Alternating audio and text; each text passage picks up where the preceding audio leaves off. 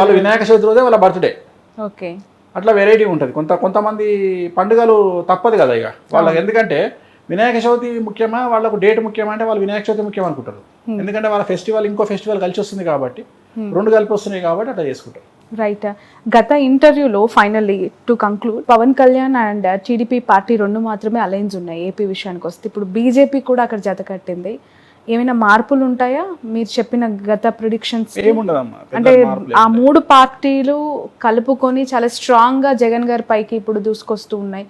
And మళ్ళీ జగన్ గారు win అవుతారని మీరు చెప్పారు అఫ్ కోర్స్, కానీ రియాలిటీ కొంత టఫ్ గా ఉంది అని సర్వేలు చెప్తూ ఉన్నాయి. గ్రౌండ్ రియాలిటీ వీళ్ళ కూటమికే అవకాశం. నేను చూడగదా అప్పుడు నేను రివ్యూవర్ని అవుతా, లేకపోతే నేను ఒక పొలిటికల్ అనలిస్ట్ అవుతా. నేను జ్యోతిష్కుని ఎందుకు అవుతా?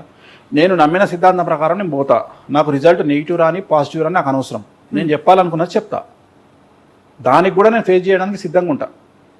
నేను దానికి కూడా సిద్ధంగానే ఉంటా. బట్ నేను రివ్యూలను చూసి, నేను సర్వేలను చూసి నేను మాట్లాడలేదు. నేను ఒక జాతకాన్ని నమ్ముకున్న, జాతకాన్ని బేస్ చేసుకొని చెప్తున్నా అంతే. అది రిజల్ట్ అనేది నేను చెప్పిన జాతకమే బేస్ తప్ప ఈ వచ్చే సర్వేలు కానీ గ్రౌండ్ రియాలిటీ నాకు అనవసరం. జాతకాలే బేస్. సో మర్చిపోరని చెప్పొచ్చు కదా బాబు గారు, అలాగే బాలయ్య గారు, లోకేష్ గారు. ఆంధ్రప్రదేశ్లో రోజా గారిది టఫ్ ఉంటుంది. ఓకే. అంబటి రాంబాబు గారిది టఫ్ ఉంటుంది. మినిస్టర్ అమర్నాథ్ది టఫ్ ఉంటుంది. సో మూడు వైసీపీ వాళ్ళకు ఎగనెస్ట్గా చెప్పిన ఎంత ఆనందం.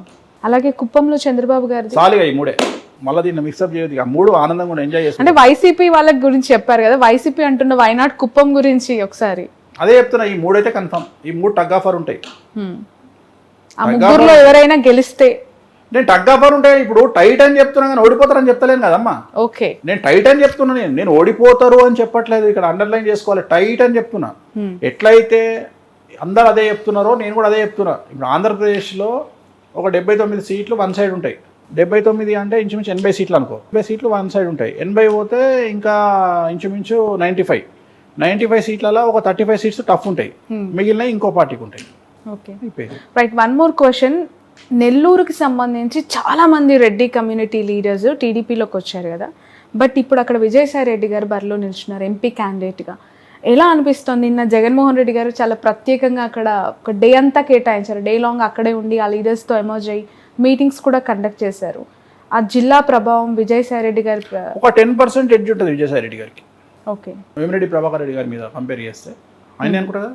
అవును, వేమిరెడ్డి గారు ఆయన రీసెంట్గా వైసీపీ నుంచి జాతకాన్ని బట్టి మాట్లాడుతున్నా, అందుకనే పేరు మాట్లాడినా. ఆయన జాతకం తెలుసు కాబట్టి, రెండు జాతకాలు తెలుసు కాబట్టి ఒక 10% ఎడ్జ్ ఉంటుంది విజయసాయి రెడ్డి గారికి. విజయసాయి రెడ్డికి ఎడ్జ్ ఉంటుంది. మిమ్మల్ని ఒక క్వశ్చన్ అడగాలి, అంటే మీ అభిప్రాయం ఏంటి అనేది. చాలామంది చాలా సంవత్సరాలుగా మన సంప్రదాయాల్ని, లేదంటే మన కట్టుబాట్లు అవ్వచ్చు, మన సనాతన ధర్మం గురించి భక్తి ప్రవచనాలు ఇస్తూ ఉంటారు. అందులో చాగంటి వాళ్ళు, గరికపాటి వాళ్ళు ప్రతిరోజు డే లాంగ్ ప్రవచనాలు చూస్తూ ఉన్నాం. ఇన్స్టాగ్రామ్లో ఎంతో మంచి విషయాలు వాళ్ళు చెప్తూ ఉంటారు కదా. మీరు ఎప్పుడైనా ప్రవచనాలు చెప్పే అవకాశం ఉందా ఇన్ ఫ్యూచర్? ఆలోచన ఉందా? వాళ్ళ ప్రవచనాలు విన్నప్పుడు మీకు ఏమనిపిస్తుంది? మీ అభిప్రాయం ఏంటి? ప్రవచనాలు చెప్పాలి అంటే first we are eligible for that అనేది చూసుకోవాలి. ఇప్పుడు నా దృష్టిలో ప్రవచనాలు చెప్పడానికి అర్హత ఉన్నటువంటి వ్యక్తి చాగంటి కోటేశ్వరరావు గారు. అంటే ఆయన చెప్పింది ఫాలో అవుతారు. ఇక మిగతా వాళ్ళ గురించి నేను మాట్లాడా. అంటే నేను ఏమంటా అంటే, ఇప్పుడు ఉదాహరణ, మన సంస్కృతి సంప్రదాయాలు, మన చరిత్ర మనకి ఏం చెప్తుంది అంటే, సప్త సముద్రాలు దాటి వేరే దేశానికి పోవద్దు అని చెప్తుంది. సన్యాసులైనా సరే, పంతులైనా సరే, పంతులు కూడా. అంటే పంతులు అంటే ఉదాహరణ, ఇప్పుడు పూజారులు ఉన్నారు. పూజారులు సప్త సముద్రాలు దాటి అమెరికా పోవడానికి అర్హత లేదు. ఎందుకంటే అమెరికా పోతే మన సాంప్రదాయం ప్రకారం మనము సంకల్పం ప్రతిరోజు మనం సంధ్య వార్చుకోవాలి. సంధ్యావందనం చేసుకునేటప్పుడు సంకల్పం ఉంటుంది. కృష్ణ గోదావరి యోర్ మధ్యప్రదేశే అంటాం మనం. ఇప్పుడు మనం కూర్చున్నది కృష్ణ గోదావరి మధ్యప్రదేశ్లో కూర్చున్నాం, అవునా? ఇప్పుడు ఇట్లా కూర్చుంటే ఇటు సైడ్ మనకు గోదావరి ఉంది, ఇటు సైడ్ కృష్ణ ఉంది. అంటే మనకు జడ్చర్ల కృష్ణా నది ఉంది, ఆదిలాబాద్లో గోదావరి ఉంది, మధ్యలో మనం ఉన్నాం. అందుకనే మనం సంధ్య వార్చుకునేటప్పుడు ఏం చెప్తున్నాం? మనం పెళ్లి కార్యక్రమం జరిగినా, ఉపనయనం జరిగినా, ఏది జరిగినా ఏం చెప్తున్నాం? కృష్ణ గోదావరి యోర్ మధ్యప్రదేశే శ్రీశైలస్య ఆగ్నేయ దిగ్భాగే అని సంకల్పం చెప్పుకుంటున్నాం. అమెరికా పోతే ఏమని చెప్తావు? నార్త్ కేరళీనా దిగ్భాగే ఆస్టిన్ గ్రహమే ఏం చెప్తావు? అంటే నీకు అమెరికా దేశంకి పోతే నువ్వు అసలు పూజలకే పనికిరావు. కానీ ఇప్పుడు మొత్తం జనాలందరూ అమెరికా పోవడానికి ప్రయత్నిస్తారు, పంతులు కూడా. పంతులు, సన్యాసులు, హిందూ మత ప్రచారకులు అందరు పోతారు.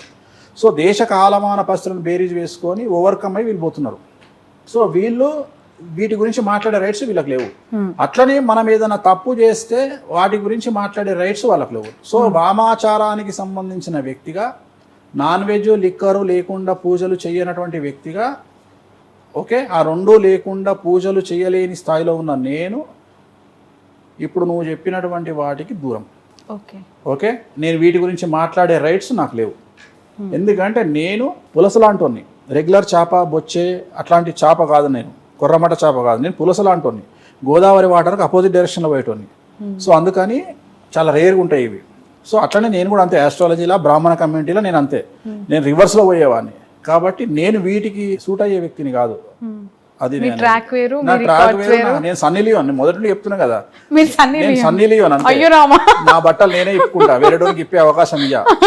వేరే వాడికి నా బట్టలు, వాళ్ళంతా సౌందర్య లాంటి వాళ్ళు, కుటుంబ కాలక్షేమ, కుటుంబ సినిమాలు చేసుకుంటారు వీళ్ళంతా. బట్ ఏ హీరో దొరకలేదు, సన్నీ లియోన్ తో కంపేర్ చేసుకుంటున్నారు. గ్రేట్ కదమ్మా. మనం ఎంత గొప్ప కాకపోతే ఒక పోర్ను స్టార్ను తీసుకొచ్చి చీరలు కట్టి సినిమాలు చూస్తున్నాం.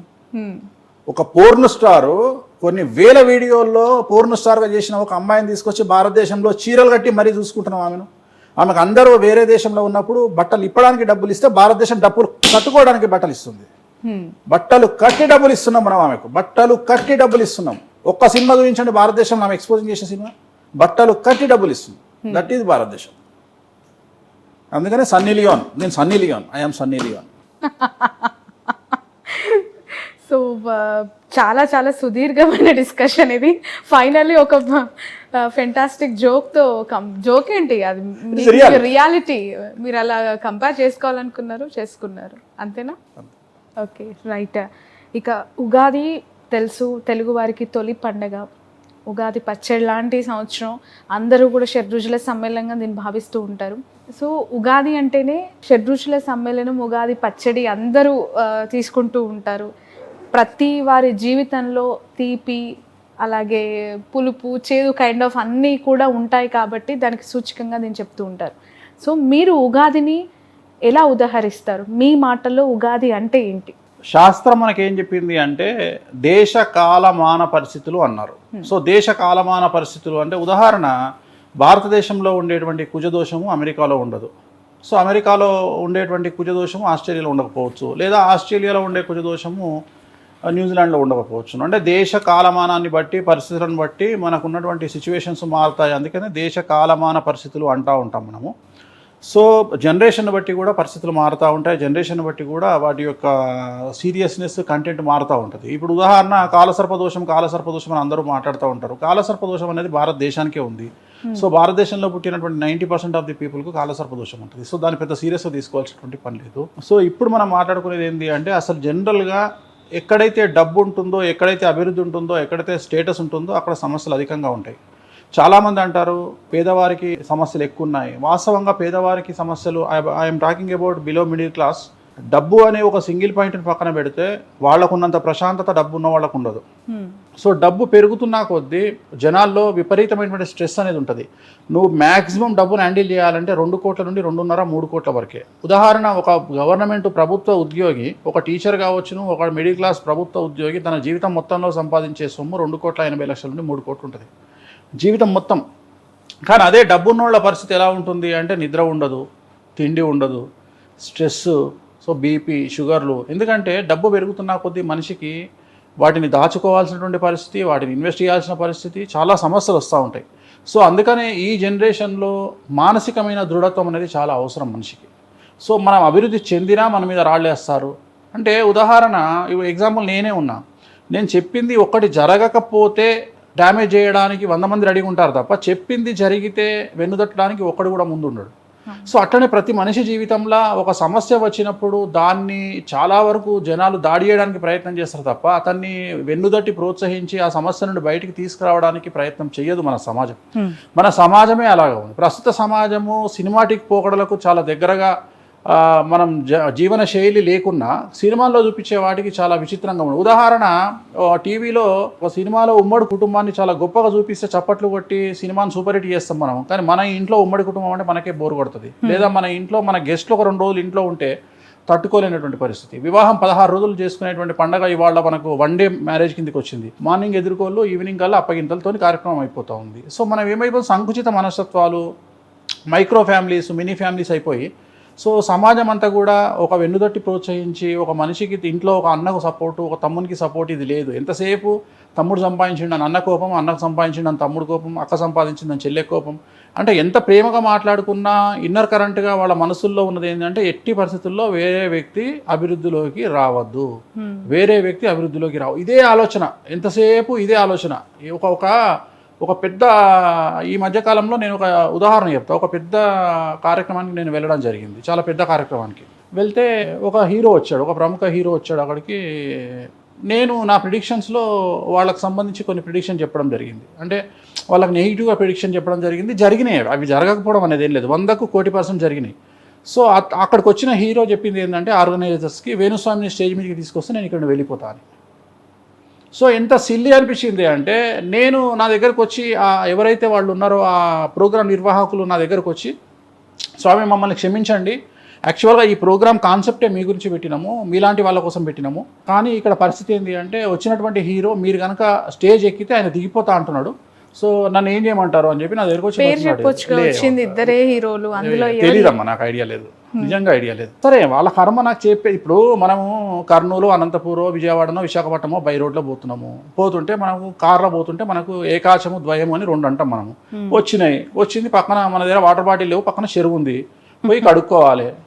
నేను కడుక్కోను, మా శత్రువు ఈ ఊర్లోనే ఉంటాడు, ఆ ఊర్లో ఉన్న చెరువు కాబట్టి నేను కడుక్కోను అంటే అయితే మనకే నష్టం, కానీ చెరువుకి అయితే నష్టం లేదు కదా. సో నాకు వచ్చేది ఏముంది, ఇప్పుడు నేను చెప్పితే ఒకటే మాట అమ్మా, వేణుస్వామి నెగిటివ్గా చెప్తాడు,